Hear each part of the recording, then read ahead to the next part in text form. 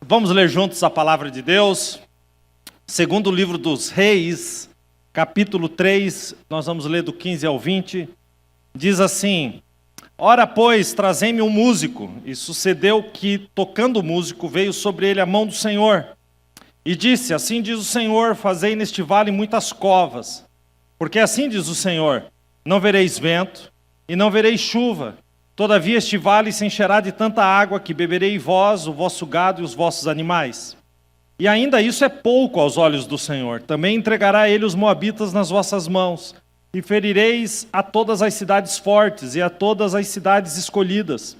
E a todas as boas árvores cortareis, entupirei todas as fontes, danificareis com pedras todos os bons campos.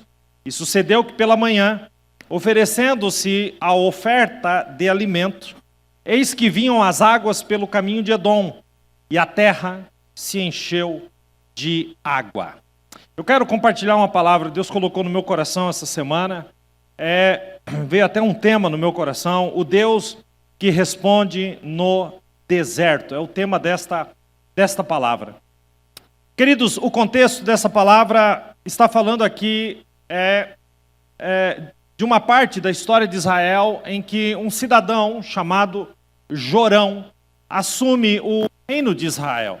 O reino de Israel, queridos, nesta época, ele era dividido em reino do norte e reino do sul. Depois da morte de Salomão, 10 tribos se juntaram e fizeram o reino do norte e a capital Samaria. Por isso que você ouve muito sobre Samaria na Bíblia Sagrada. E o reino do sul, ficaram 2 tribos, e essas 2 tribos se juntaram e fizeram então o reino do sul chamado de Judá.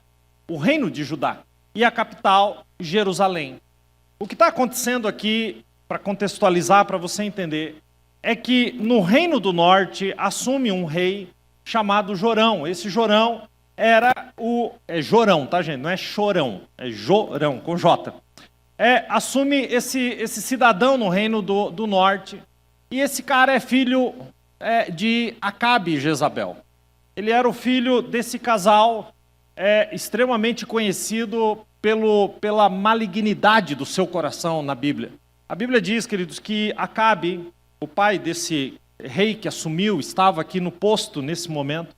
Acabe foi um recordista em perversidade. A Bíblia diz que nunca houve ninguém como Acabe que fosse com o seu coração tão corrompido contra Deus e que desviasse o povo da presença de Deus.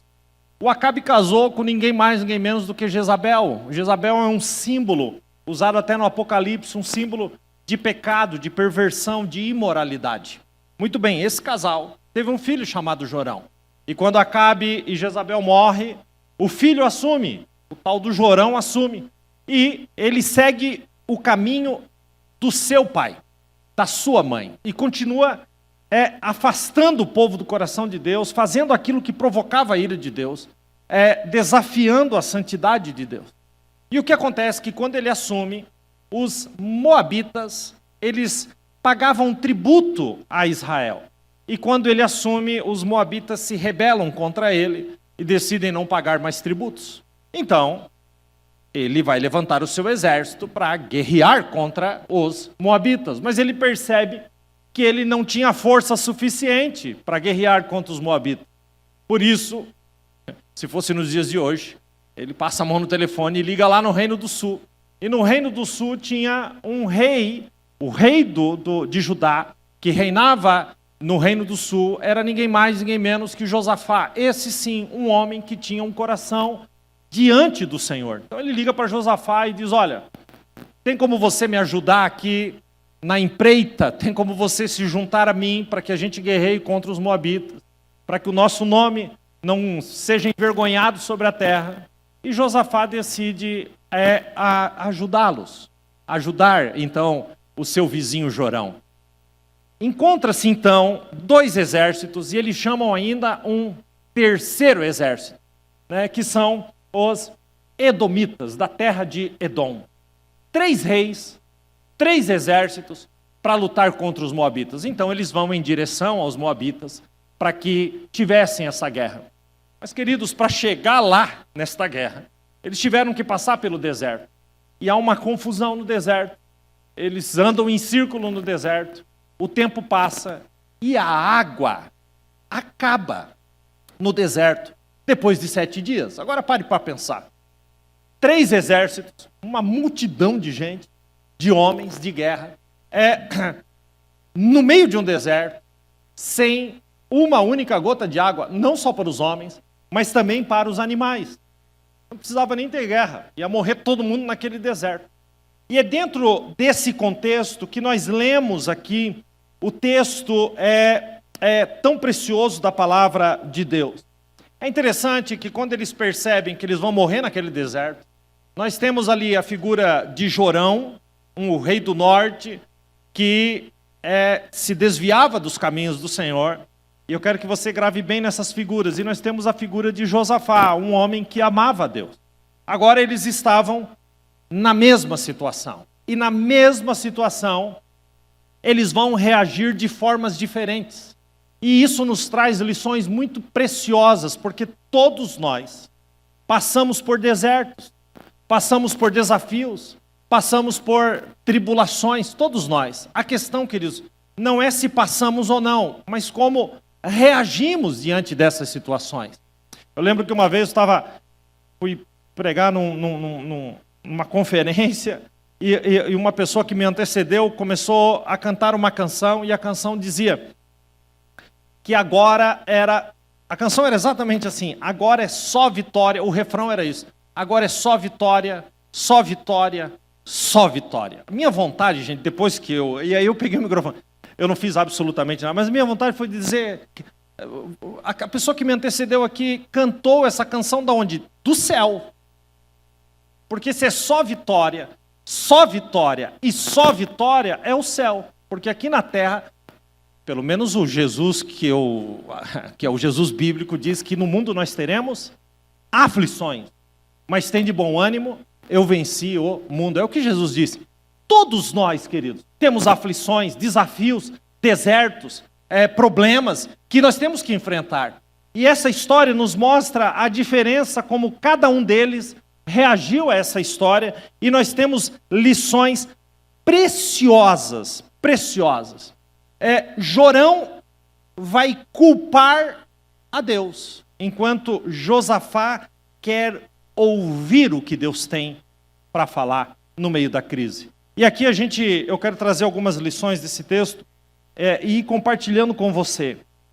Primeira lição, e eu quero que você guarde essa palavra no seu coração. A primeira lição é: Deus não é culpado dos nossos erros. Vamos ler juntos? Deus. Olha o Jorão. Já gravaram bem, né? Jorão era o cara que se desviava dos caminhos de Deus. E Josafá, o cara que amava o Senhor. Olha a mentalidade de Jorão no meio da crise, no meio do deserto. 2 Reis 3:10, olha o que ele vai dizer. O Senhor, grave bem essa palavra, chamou a esses 3 reis para entregá-los na mão dos moabitas. Mais tarde, quando Jorão está na frente do profeta Eliseu, o profeta diz para ele: que tenho eu contigo? Vai aos profetas do teu pai, aos profetas da sua mãe. Olha a resposta dele de novo. Porém, o rei de Israel, o Jorão, disse: não, porque o Senhor, qual que é a palavra? A mesma. Chamou a esses 3 reis para entregá-los nas mãos dos moabitas. Por 2 vezes nesse texto aparece esse cidadão dizendo que foi Deus que chamou eles para aquele lugar. E eu li dezenas de vezes esse texto, e eu não vejo em nenhum lugar Deus chamando eles para ir para lá. Eles foram porque quiseram. A decisão foi deles. O que Jorão estava fazendo aqui era colocar o erro dele na conta de Deus. Culpar a Deus pelos seus próprios erros. É comum na natureza humana, gente, atribuir a culpa a Deus das nossas tragédias. Até porque isso vem lá do pecado original. Lembram quando Deus questiona Adão? Adão diz assim: não fui eu que pequei, o problema não é eu, o problema é a mulher. Aí Deus fala com a mulher diz: não, o problema não é eu, o problema é a serpente. É interessante, queridos, como a gente tem a capacidade de pôr a culpa dos nossos erros em Deus. Culpar Deus pelos nossos erros. Sempre colocar a culpa em alguém. Toda pessoa que busca culpado para os seus erros é porque nunca se arrependeu de nenhum deles. Toda pessoa que busca um culpado para os seus pecados é porque nunca se arrependeu desses pecados. Eu conheço uma porção de gente que vive colocando, eu não sei se você conhece, tudo que acontece é porque a culpa é de alguém. A culpa é de seja lá quem for num relacionamento conjugal, a culpa sempre é do outro. No relacionamento com as crianças, a culpa sempre é do outro. No relacionamento fora dali, nunca se assume, a culpa é minha. Sempre a culpa é dos outros. E quando não é dos outros, a culpa é de Deus. E assim, a gente coloca a culpa em Deus de uma forma disfarçada, sabe? Eu conheço gente que já veio falar comigo, de sentar comigo e dizer assim, pastor, mas foi Deus que permitiu, né? Eu disse, não, Deus não permitiu, meu irmão. Não vem com essa não. Você está colhendo o que você decidiu. Você quis. Você buscou. Você caiu deliberadamente. Você tinha o conhecimento, mas buscou o pecado. Que história é essa? A gente vive disfarçando essas coisas e colocando, meio que por tabela, a culpa nos outros. Quando, na verdade, Deus espera de nós que a gente reconheça os nossos erros. E ponto. Sabe, alguém precisa falar para você. Reconheça o teu pecado. Reconheça que foi você que fez isso. Que foi você que plantou, que você está colhendo o que você plantou. E ponto final. Porque a partir do reconhecimento, eu primeiro reconheço o meu erro. Eu reconheço o meu pecado e só então me arrependo dele. A raiz do arrependimento, queridos, é o reconhecimento, é o cair em si. Lembra do filho pródigo? E caindo em si. Ele caiu em si. Quando ele olhou para ele mesmo e disse, o problema fui eu que fiz, eu que saí da casa de meu pai, eu que vim parar nessa situação, eu me coloquei nesse lugar, o problema é eu. Ele cai em si, ele reconhece, e então ele tem um retorno de reconciliação com o pai. Vocês estão entendendo isso? Jorão diz, não, foi Deus que chamou nós. Deus reuniu a gente aqui para entregar a gente para os moabitas. Quem falou isso? Deus não chamou eles para aquele lugar. Eles estavam ali porque quiseram ir para aquele lugar, porque decidiram ir para aquele lugar. Sabe, quando Jeremias profetiza, ele profetiza num contexto em que o povo não reconhecia os seus pecados. Eles queriam colocar a culpa nos outros e ainda acreditavam que Deus tinha compromisso com eles. E então ele vai escrever Lamentações de Jeremias, e no capítulo 3, 39, ele faz uma pergunta. De que se queixa, pois, a alma vivente, o ser humano? Queixe-se, ele diz, cada um dos seus próprios pecados. Um pouco mais adiante, no capítulo 5 do mesmo Lamentações, agora no versículo 15, ele diz assim, cessou a nossa alegria, converteu-se em lamentação a nossa dança, caiu a coroa da nossa cabeça. Olha o que ele vai dizer, ai de nós, porque nós pecamos. Ele está reconhecendo. E aí ele aponta um caminho de reconciliação. E aí no capítulo 3, versículo 29, do mesmo Lamentações, ele diz, ponha a sua boca no pó, porque assim talvez ainda haja esperança. Jeremias está dizendo assim, vocês estão se queixando do quê? Isso aqui é o resultado dos seus próprios pecados. Coloquem a boca no pó e se arrependam para que assim haja esperança. Jeremias está acreditando a responsabilidade daquilo que eles fizeram.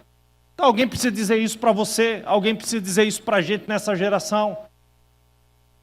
Reconheça.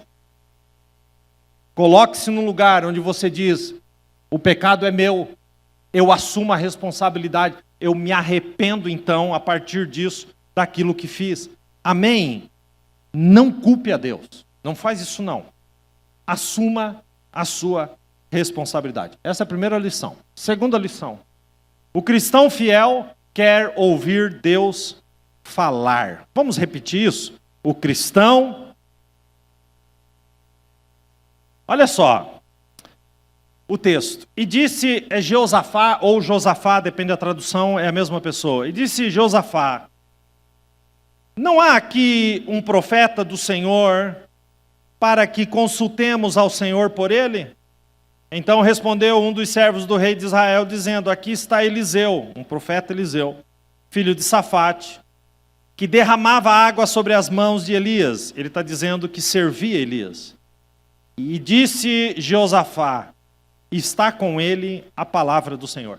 Preste bem atenção, enquanto tem Jorão aqui, colocando a culpa em Deus, nós temos Josafá aqui dizendo assim: vamos ouvir o que Deus tem no meio disso? Gente, os animais estão morrendo, os homens estão padecendo, não tem água. Um está reclamando e botando a culpa em Deus. Ah, já sei o que é, Deus nos trouxe aqui para nos matar. O outro está dizendo: calma, gente, aquieta sua alma, o seu coração. Vamos ouvir o que Deus tem para nos dizer no meio do deserto. Você começa a perceber como o coração deles vai se distanciando.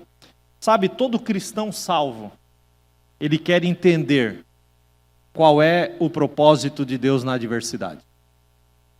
Todo cristão, queridos, salvo, ele precisa entender qual é o propósito de Deus na adversidade.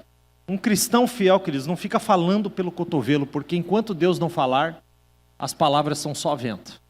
Só vento. Sabe, Josafá, eu acho isso tremendo. Eles estão indo para uma guerra, os moabitas estão prontos para a guerra do lado de lá. Josafá para a guerra para dizer: vamos ouvir o que Deus tem para falar? Sabe, é impressionante, queridos, como a gente tem dificuldade de ouvir Deus falar. Eu gosto muito do caso de Samuel, quando Samuel ainda era um adolescente, o profeta Samuel, né, que foi sacerdote, que foi juiz, quando ele ainda era um adolescente e não conseguia entender a voz de Deus, ele servia no templo o sacerdote Eli, e Eli já era um homem de idade avançada, foi dormir, e Samuel também foi se deitar, e aí Samuel ouve uma voz dizendo: Samuel, Samuel. E ele sai correndo e vai lá e pergunta para o sacerdote: você me chamou? E o sacerdote diz: não, vai dormir, rapaz. Ele volta, segunda vez: Samuel, Samuel. Ele volta lá, o sacerdote diz: para de me perturbar, vai dormir. Ele vai, terceira vez: Samuel, Samuel. Ele pula, sai correndo, vai lá. E aí o sacerdote, que tinha experiência, disse: da próxima vez que a voz vier, a quarta vez, e dizer: Samuel, Samuel, você diga a seguinte frase: fala que o teu servo ouve. Porque é Deus que está falando com você. Então ele volta, e na quarta vez: Samuel, Samuel. Então ele diz: fala que o teu servo ouve. E a Bíblia diz então que Deus falou. Deus só o chamou, mas Deus só falou a hora que ele disse: eu estou ouvindo. Sabe, Deus não desperdiça palavras. Deus fala com quem para ouvi-lo. Aí eu pergunto para vocês: por que há uma impressão de que a voz profética, a voz de Deus calou na nossa geração? Porque nós estamos agitados demais. A gente corre de um lado para o outro. A gente não tem um lugar de quietude na presença de Deus, de dizer: Senhor, eu estou aqui para te ouvir. Fala que o teu servo ouve. Sabe, Deus continua falando. A pergunta talvez seja: nós estamos ouvindo? É tão complicado, gente, porque eu mesmo, eu estou aqui ministrando, pregando, e eu faço isso sempre. Eu prego e vou orando junto. Porque como alcançar o seu coração? Porque você está aqui me ouvindo, mas a sua mente está em tantas outras coisas. Você está pensando amanhã, você está pensando no trabalho, você está pensando na correria, você está pensando no médico, você está pensando naquilo outro, você está pensando em tantas coisas. Não existe uma quietude no nosso coração. Então o Senhor está falando, mas a pergunta é: quem está ouvindo? Quem está ouvindo? Que a gente possa entrar nesse lugar de parar e ouvir a voz de Deus. Josafá disse, vamos parar tudo. Vamos ver o que Deus tem para nos dizer. Calma, tem um profeta aqui, tem alguém que é usado por Deus para trazer uma palavra? Quem está entendendo isso até aqui, diga amém. Quem quer ouvir a voz de Deus, diga amém. Então para você vai o terceiro ponto. Se queremos ouvir a voz de Deus, leia comigo. Diz para quem está perto de você, tem que descer. Olha o texto. Então disse Josafá, está com ele a palavra do Senhor. Então o rei de Israel, Josafá, e o rei de Edom, o que está escrito aí? Desceram a ter com ele. Olha que lindo isso. Deus habita nas alturas, Deus está num alto sublime trono, e para a gente falar com ele, a gente não sobe, a gente desce. Isso é maravilhoso. É como eu tenho uma imagem, Deus está assentado no trono, e eu me assento no chão. Não é sobre o que ele tem na mão, é sobre estar nos pés dele. É nos lançarmos nos pés dele. O segredo, queridos, é descer. Já contei isso aqui uma centena de vezes, mas talvez você não tenha ouvido isso. Há muitos anos atrás, uma pessoa congregava com a gente a igreja nem era aqui ainda, era lá no começo, no barracão, e ele falou um dia para mim, ele disse, pastor, você sabe, pastor, que eu fiz uma oração, e eu coloquei Deus na parede. Quando ele falou assim, me deu quase um... Eu falei, como? Pastor, eu botei Deus mesmo na parede. E eu perguntei para ele, que tamanho é isso? Ele falou, o tamanho de Deus. Eu falei, não, o tamanho da parede. Que parede é essa, meu irmão? Você encosta Deus na parede? Eu disse para ele, menos. Mas assim, muito menos, meu irmão. Você não coloca Deus na parede. O nosso segredo, queridos, é a humilhação, é a humildade, é a rendição. Nós temos que entender que nós não passamos de seres humanos. E a Bíblia diz que nós somos como a relva que nasce num dia, morre no outro. Nós somos um vapor que aparece e logo desvanece. Nós somos como o vento. Nós somos como sombra. Mas Deus continua sendo Deus eternamente. Amém. Daniel 2:20 diz, seja bendito o nome de Deus de eternidade a eternidade. Você sabe que você nasceu, Deus te criou para ser eterno. Você nasceu, vai viver nessa terra e depois vai passar a eternidade, seja em condenação, seja na presença de Deus.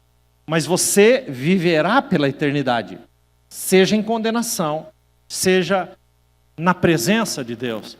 Só que a sua eternidade tem um princípio, quando Deus te criou, daqui para lá. Mas Deus não, gente. Deus é eterno daqui para lá e daqui para trás. Deus é eterno, Deus é de eternidade a eternidade. Deus é Deus. Jeremias, escrevendo no 10:6, ele diz, não há absolutamente ninguém comparável a ti, ó Senhor. Tu é grande e grande é o poder do teu nome. Posso dar um conselho para você? Desça.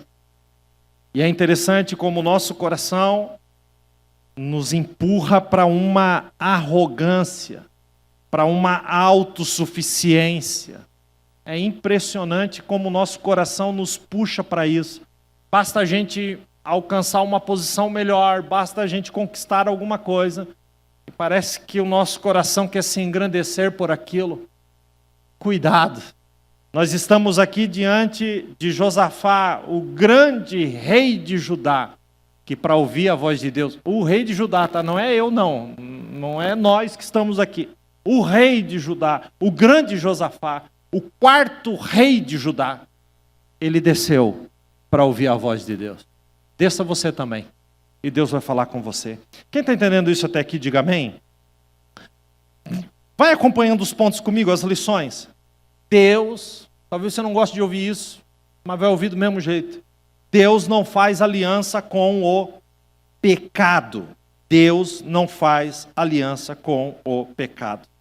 Quando eles chegam na presença do profeta, o Eliseu olha para o Jorão, e está aí no texto, disse, então disse Eliseu, vive o Senhor dos Exércitos em cuja presença estou, se eu não respeitasse a presença de Josafá, rei de Judá, eu não olharia para ti nem te veria. Sabe o que esse homem está falando? Ele está falando assim, ele está ali como a voz de Deus, ele está dizendo assim, se não fosse Josafá aqui, olha, nem te veria e nem olharia para ti. Ele está dizendo, eu nem te receberia. Eliseu não tinha esse negócio não de posição. Eliseu sabe e sabia que Deus não faz continência para ninguém, gente. Ah, porque o cara é rei, Deus vai fazer continência. Não. Deus não bate, não faz continência para ninguém. O mesmo Eliseu, 2 capítulos para frente, no capítulo 5 de 2 Reis, a Bíblia diz que de repente na frente da casa de Eliseu para uma comitiva gigantesca, está ali o general dos exércitos da Síria, um cara chamado Naamã, e para na frente da casa do Eliseu. Sabe o que Eliseu diz? Ah, ele está leproso. Avisa ele para ele ir no Rio Jordão, mergulhar 7 vezes. Eliseu não sai nem no portão, gente. Eliseu, não, opa, peraí, é o general, né? Deixa eu ir lá. Não, Eliseu sabe que Deus não nos vê dessa forma. Todos nós somos iguais perante Deus.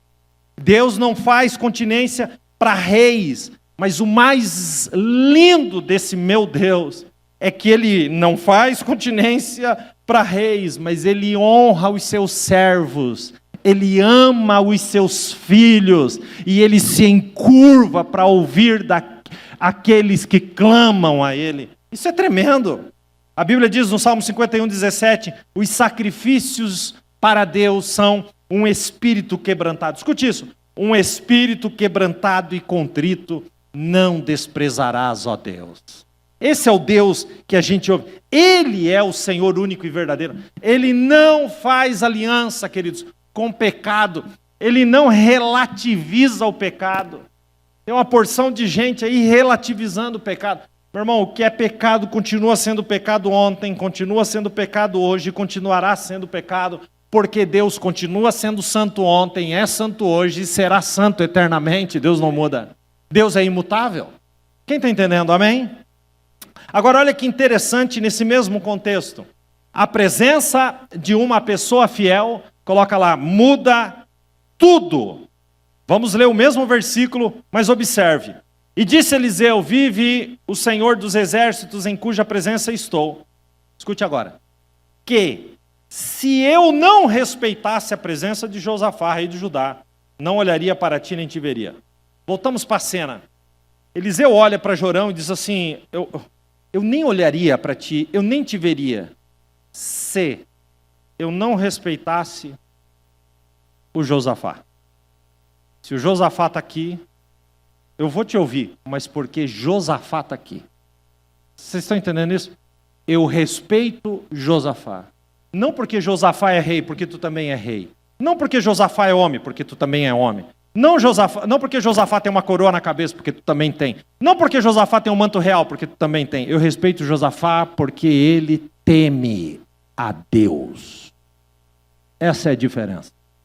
Ele teme a Deus. E porque ele teme a Deus, eu vou ouvir. E ao fazer isso, a presença ali de Josafá, daquele justo, vai mudar uma sentença. Gente, aqueles exércitos serão salvos. Deus dará a vitória só porque tem um homem temente a Deus naquele lugar. Você consegue entender isso? Eu queria tanto que você entendesse. A mudança de um ambiente. A gente vive olhando algumas coisas de forma errada. A gente, sabe, às vezes eu converso com algumas pessoas, eu fico tão triste. Sabe, pessoas que tinham um compromisso com Deus, mas arrumaram um trabalho e foi trabalhar com um monte de gente que de coração ímpio, de coração carnal. E ao invés deles mudarem aquele ambiente mudou o coração deles. São absolutamente influenciáveis pelo mundo.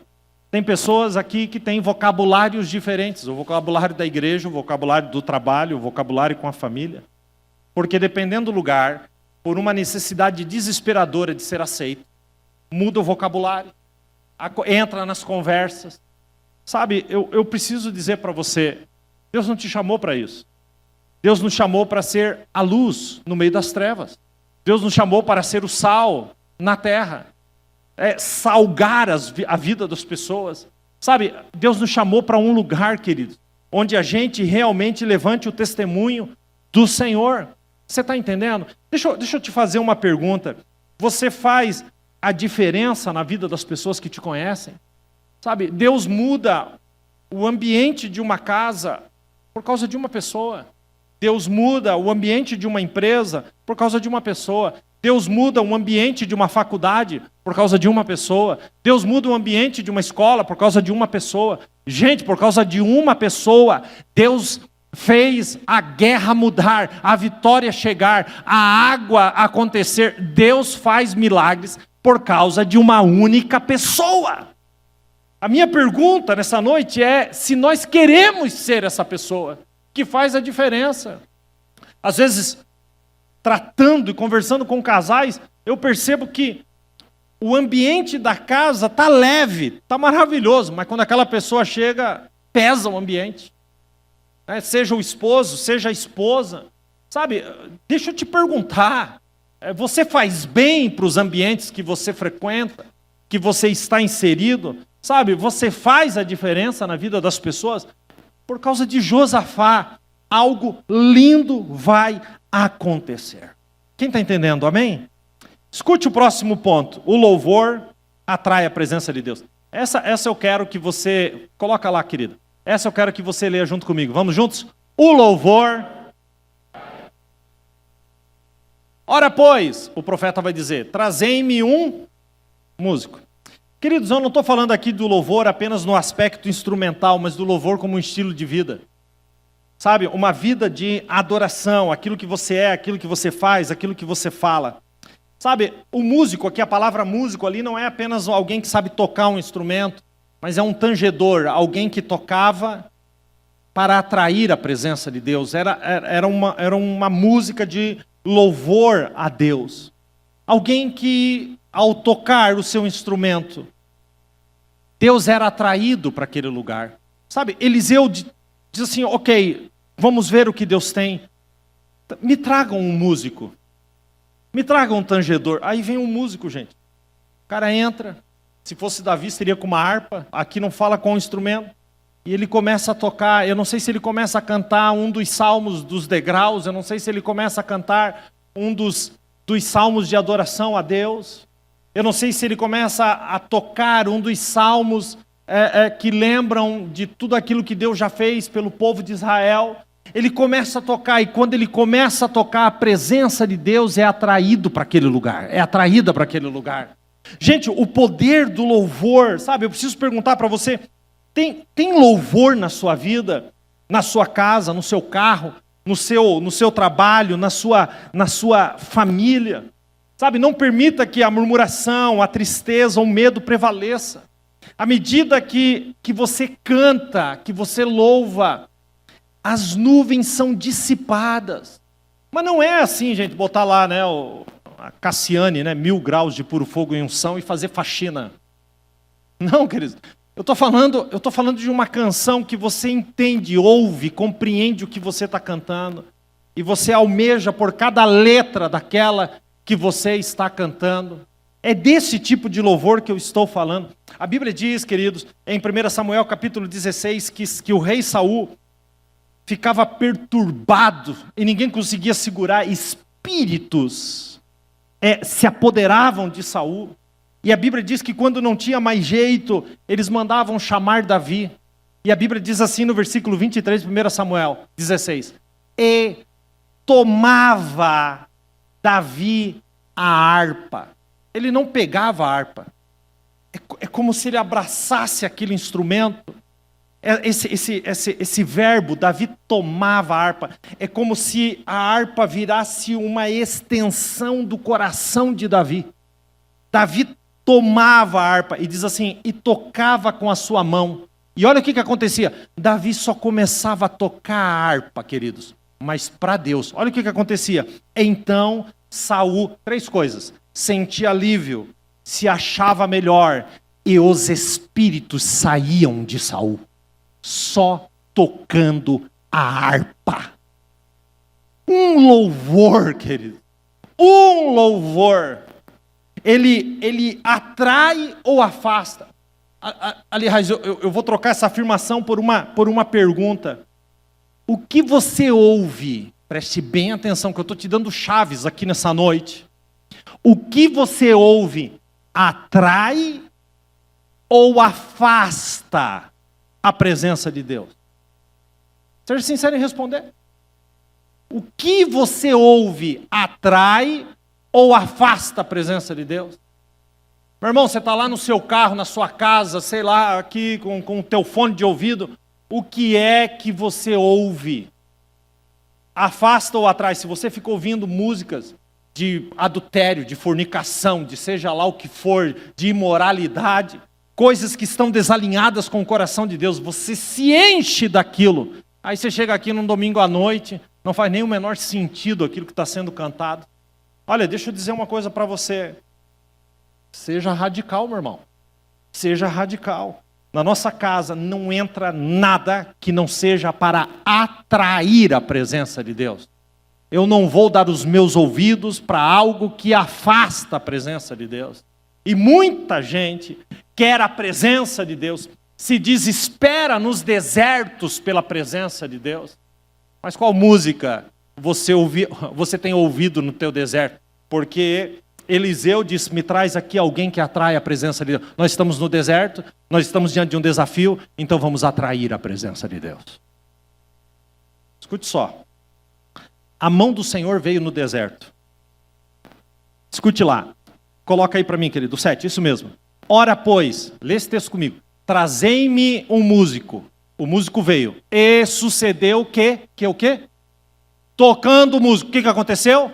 Veio sobre ele a mão do Senhor. Quantos querem a mão do Senhor? Você está recebendo aí, amém? Está entendendo, amém? Chama o músico toca, a presença é atraída, então veio a mão do Senhor. Então assim, leve em consideração o que você está ouvindo nessa noite, porque em algum momento você será cobrado por aquilo que você está ouvindo. A mão do Senhor. Gente, a mão que rege o mundo. A mão que Isaías, escrevendo no 40:12, diz, aquele que mede as águas. Não é só o mar que é salgado, nem só os rios que são doces. Tudo. Ele mede as águas na concha da sua mão. Essa mão, a mão que criou o universo, que toma a medida dos céus nos palmos. Diz Isaías 40, versículo 12. Não é a medida do céu no palmo, é a medida dos céus. Não é só o céu que você vê, é do universo. Ele mede no palmo da mão. Essa mão de Deus veio no deserto porque ele foi atraído para aquele lugar. Vocês estão entendendo isso? Amém? Tudo que nós precisamos é da mão do Senhor. Da mão do Senhor. Quantos querem a mão do Senhor? Digam amém. Então vou dar o conselho de Pedro para você, amém? Amém? Você recebe o conselho do apóstolo Pedro? 1 Pedro 5,6. Portanto, já que vocês querem a mão de Deus, humilhem-se debaixo da poderosa mão de Deus, porque a seu tempo ele vos exaltará. Quem está debaixo da mão de Deus, queridos, pode estar se humilhando debaixo da mão de Deus, mas a mesma mão que humilha é a mesma mão que exalta. Glorificado seja o santo nome do Senhor. Eu estou quase terminando. Com a mão do Senhor vem uma ordem, e eu vou terminar nesse ponto de número 8. Escute ali, com a mão do Senhor vem uma ordem. E assim diz o Senhor, fazei nesse vale muitas covas. Querido, não é buraco por si só. A palavra covas aqui é como se fosse um lago, um tanque. Como se fosse uma piscina, para você entender melhor. Grandes piscinas no deserto. Agora eu pergunto para você. Gente, Deus pede umas coisas. não tem água, nós estamos quase morrendo de sede. Deus manda a gente cavar buraco, piscina, fazer piscina sem água, sem nada. Buracos, cisternas, no deserto. Parece uma coisa meio que não. Aí alguém pode me perguntar, pastor, mas isso faz sentido? Pastor, cavar para quê? Querido, você nunca pergunta por que você tem que fazer algo. Você pergunta quem está mandando eu fazer. Porque se é Deus que está mandando você fazer, você não precisa nem perguntar o porquê.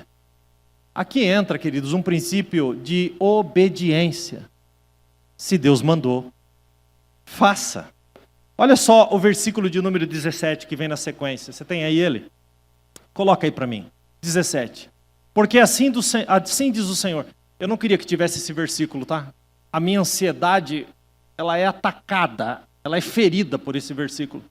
Porque assim diz o Senhor, não vereis vento, não vereis chuva. Todavia esse vale se encherá de tanta água, que beberei vós, o vosso gado e os vossos animais. Vamos glorificar a Deus por isso? Vamos aplaudir Jesus por isso? Amém? Agora vamos ler de novo.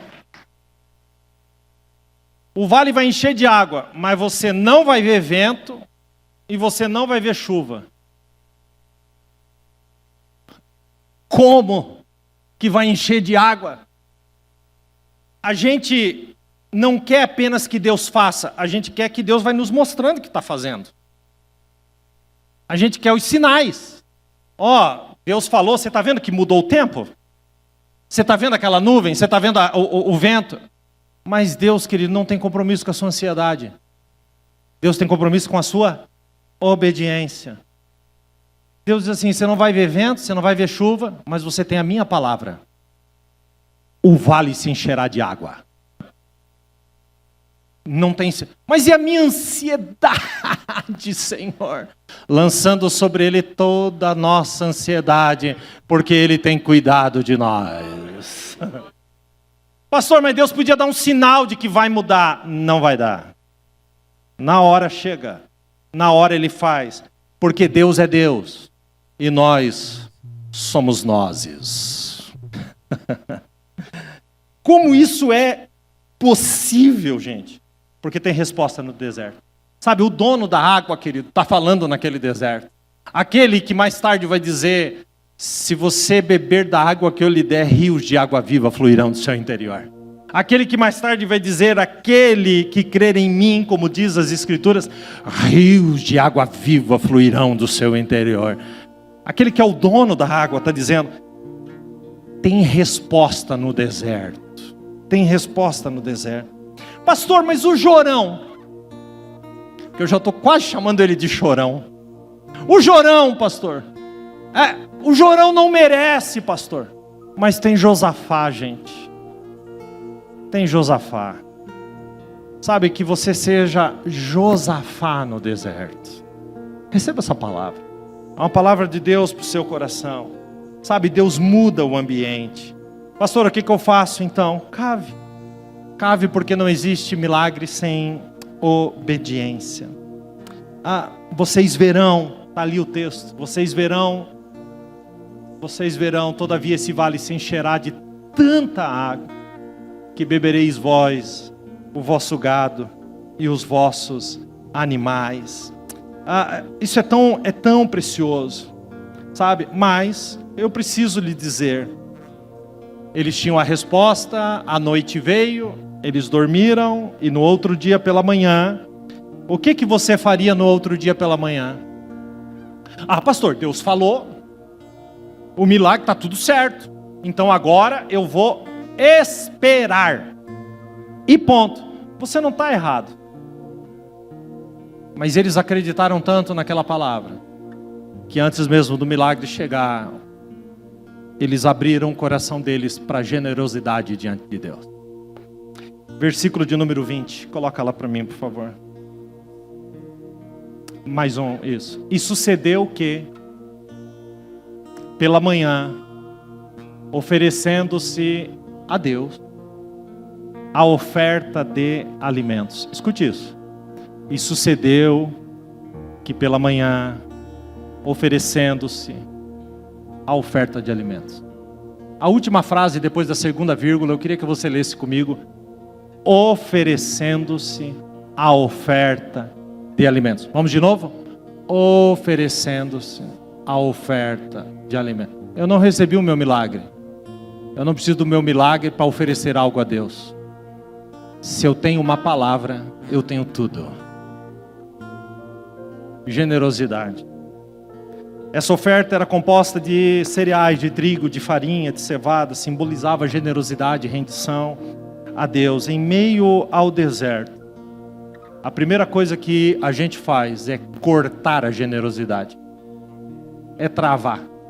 É dizer, se Deus me der, aí eu faço. Se Deus fizer, aí ok. Quando na verdade esse povo está lá, ele já tem uma palavra de milagre. O milagre não chegou, mas já tem uma palavra, sabe? E o que vai acontecer é que eles oferecem a oferta. Vamos ver o que acontece depois da oferta? Coloca no próximo ali, querido. É o mesmo versículo, mas completo. E sucedeu que pela manhã, oferecendo-se a oferta de alimentos. O que acontece depois? Eis que vinham as águas pelo caminho de Edom, e a terra se encheu de água. A terra se encheu de água. Pastor, mas e a chuva? E o vento? Deus não precisa de nada disso. Pastor, para que cavar então as piscinas, as cisternas? Pensa comigo. A água vem, passa e vai embora. Mas como tinham as cisternas, só ali eles foram entender que a água entrou e encheu todas as cisternas. A água passou, mas encheu todas as piscinas, as cisternas. Quem está entendendo? Todos os poços foram cheios. Queridos, tem tanta gente que não se prepara para o milagre e vê até o milagre passar reto, porque não faz o que lhe compete, obedecer ao Senhor. Deixa eu trazer aqui uma informação histórica para você. Nessa época tem uma informação dos historiadores que houve uma grande enchente na Idumeia. Se você ler um pouquinho de geografia bíblica, você vai descobrir que Idumeia é as terras de Edom. E há um registro de que houve uma enchente grande e as barragens estouraram e as águas desceram pelos vales. Sabe o que eu entendo? Que essas águas que desceram pelo vale vieram lá da Idumeia. Deixa eu dizer uma coisa para o seu coração nessa noite. Deus está fazendo algo longe daqui, só para alcançar você.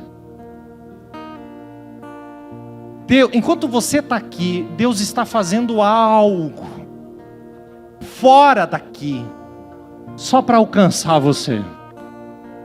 As barragens estouraram lá na Idumeia e a água veio. Lá, eu não estou sabendo, mas Deus sabe. Eu não estou vendo, mas Deus está trabalhando. Enquanto você está aqui, tem alguém mencionando o seu nome. E você será alcançado por uma bênção que você nem sabe de onde está vindo. Deus faz algo lá longe, só para alcançar você. Isso para quem está pertinho, olha como Deus te ama. A generosidade puxou o gatilho. Sabe, falando de generosidade, as pessoas que estão aqui há mais tempo sabem disso. Quando a pandemia, quando nós começamos, nós não começamos pandemia nenhuma, tá? No começo da pandemia. A pandemia, não sei se você vai lembrar, foi dia entre 10 e 15 de março de 2020. Então, aquele mês de março, a igreja fechou e explodiu uma necessidade entre as pessoas. As pessoas começaram a ligar e dizer, pastor, nós não teremos o que comer agora no mês de abril. E aí, nós atendíamos famílias aqui e de repente multiplicou o número de necessidade. Multiplicou não, né? Triplicou, aumentou muito. E diminuiu as pessoas que ofertavam, que ofereciam, que davam, que traziam os alimentos. E então no mês de abril, em oração, o Senhor nos deu uma direção. E aqui nesse terreno, do lado, a gente não tinha esse prédio ainda, então era bem grande. A gente colocou uma tenda no meio. E no segundo domingo do mês de abril, a gente convocou o povo e disse: olha, venham até aqui no drive-thru da restauração.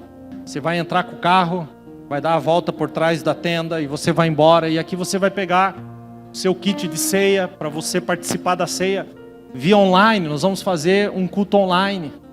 Só de falar culto online, sabe, traumas. Esse é um dos meus traumas. Não aguentava mais culto online, pregar só para cadeira vazia. Eu sei que tinha gente do outro lado, mas enfim. E eu disse naquela mensagem, eu disse: olha, e se você puder? Eu sei que nós não sabemos o que vai acontecer, mas fazemos como Josafá no capítulo de número 20. Nós não sabemos o que fazer, mas os nossos olhos estão postos sobre ti, Senhor. Se você puder, traga 1 quilo de alimento. 1 quilo. E a gente começou, montamos ali a tenda, estava o pessoal aqui, e de repente começamos o nosso drive-thru. E de repente parou um carro do outro lado da rua, e eu lembro, sei quem é, desceu com uma sacola, 1 quilo de alimento dentro. E quando entrou no estacionamento, eu olhei para aquele 1 quilo de alimento dentro daquela sacola, e eu disse: Senhor, eu quero te agradecer porque estourou a barragem. E quando lançou, a gente tinha um carrinho, né? Era uma carretinha, e colocou aquela primeiro 1 quilo dentro daquela carretinha. Eu disse: Senhor, tu vai fazer. 2 horas depois, nós estávamos encerrando o nosso drive-thru com mais de 1 tonelada de alimento dentro daquela carretinha. 1 tonelada de alimento dentro daquela carretinha. E o Senhor proveu no deserto, por causa da generosidade daqueles irmãos. Sabe, eu não sei onde está a generosidade no seu coração, mas existem coisas que Deus quer liberar sobre a sua vida, que você está retendo, segurando. O desfecho dessa história, eu vou contar agora bem rapidinho o desfecho da história. O desfecho da história é que os moabitas, ao amanhecer o dia, subiram nas montanhas. Eles viram lá embaixo, o sol bateu na água e refletiu no rosto deles. E eles nunca iriam pensar que tinha água no deserto, gente. Rio no deserto. Então o que eles acreditaram? Os 3 reis brigaram entre si, os seus exércitos guerrearam e o vale está cheio de sangue. Eles já se mataram tudo. Essa era a única explicação lógica. Receba essa palavra. As pessoas vão procurar uma explicação lógica para aquilo que Deus está fazendo, mas não tem lógica na explicação, porque quando Deus faz não tem lógica. É só a gente que entende porque Deus está fazendo. E então eles descem desprovidos somente para saquear dos mortos aquilo que eles carregavam. E quando eles descem, os 3 exércitos estão ali. Por quê? Porque o Senhor fez um grandioso milagre. Coloca ali, por favor, o próximo versículo. Tem mais um aí? Deixa eu ver se a gente pode ler. Tem mais um? Não? Esse é o último. Muito bem. Eu gosto desse texto que diz o quanto é maravilhoso a presença de Deus, porque Deus havia dito para eles que que Deus não daria apenas a água, mas que Deus daria a vitória sobre os inimigos. É quando o Senhor diz, quando Eliseu, sendo usado por Deus, diz: e para Deus isso ainda é pouco, a água. Eu darei vitória sobre os inimigos. Sabe o que eles queriam? Água. Mas Deus deu a água e deu a vitória sobre os inimigos. Sabe por quê? Porque Deus é capaz de fazer infinitamente mais além daquilo que pedimos ou pensamos, conforme o seu poder que opera em nós. Você acha que Deus pode abrir apenas uma porta? Deus abre 2. Você acha que Deus pode fazer somente aquilo que você está pedindo? Deus faz muito mais. Sabe, eu quero terminar essa palavra dizendo: não tenha medo. Há uma resposta de Deus no seu deserto. Há uma resposta de Deus. eu queria trazer uma palavra profética para você. Mas eu quero usar a palavra de Deus. Você quer receber? Eu quero que você levante a sua mão. Eu quero que uma das mãos você coloque sobre o seu coração e a outra você levante. Eu gostaria que você fechasse seus olhos. Receba essa palavra, Isaías 41, 10, 11, 13. Olha o que Deus tem para você. Não temas, porque eu sou contigo. Não te assombres, não te apavores, porque eu sou o teu Deus. Eu te fortaleço, eu te ajudo, e eu te sustento com a minha mão direita de justiça. Porque eu sou o Senhor teu Deus, que te tomo pela mão direita e te digo, não tenhas medo, porque eu te ajudo. Receba essa palavra. Esse lugar está cheio da presença de Deus. Receba essa palavra. Essa semana eu fiz uma oração e eu usei o Salmo de número 25. Esses 3 versículos eu repeti para Deus e eu gostaria de provocar você a essa oração. Salmo 25, 3. A ti, Senhor, eu levanto a minha alma. Deus meu, em ti confio. Não me deixes confundido, nem os meus inimigos triunfem sobre mim. Na verdade, não serão confundidos os que esperam em ti. Se aquiete. Há muita confusão, muitas preocupações, muitos questionamentos. Ouça a voz de Deus, se aquiete. Se aquiete. Você não serve homem, você serve o Senhor. Receba essa palavra. Salmo 46, 10. Aquietai-vos e sabei que eu sou Deus. Serei exaltado sobre a terra, serei exaltado sobre as nações. Não fica igual o Jorão, não. Porque Deus, porque isso, porque aquilo, porque não sei o que. Não. Vamos nos aquietar para ver o que Deus tem para falar. Se aquiete na presença de Deus. Deus tem algo tremendo na sua casa, na sua vida, na sua família. Está chovendo aí em algum lugar, só para chegar em você a bênção. Em algum lugar aí está acontecendo alguma coisa, só para Deus entregar na sua mão. Deus é Deus, Ele faz milagre no deserto. E eu não tenho como terminar sem usar esta palavra. Isaías 43, 19, Deus diz assim, e eu quero que você abra o seu coração. Olha o que o Senhor diz. Vejam, o Senhor está dizendo, vejam, eis que estou fazendo uma coisa nova, ela está surgindo, não perceberam? Escute agora, Deus dizendo, até no deserto eu vou abrir o caminho e um rio no ermo. Pastor, você não sabe o deserto que eu estou passando. Meu irmão, é que você não sabe do rio que eu estou falando. Você não sabe do rio que eu estou falando. Deus é Deus que faz. Para de culpar Deus pelos seus erros. Comece a ouvir Deus falar. Para ouvir Deus falar, desça. Mas não se esqueça que Deus não faz aliança com o pecado. Se arrependa deles, os deixe para trás e siga em direção ao relacionamento. Assim, você será a pessoa que transformará o ambiente que você está.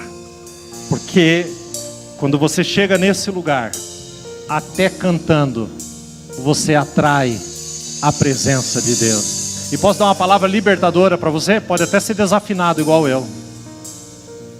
A presença é atraída do mesmo jeito. Porque o Senhor não é atraído pela voz. O Senhor é atraído pelo coração. É o coração, gente. Deus é atraído pelo coração. Então a mão do Senhor virá sobre o deserto, e com a mão do Senhor, desperte a sua generosidade, porque existem rios chegando. Desperta. Você está segurando, desperta a sua generosidade, porque Deus tem prazer nisso.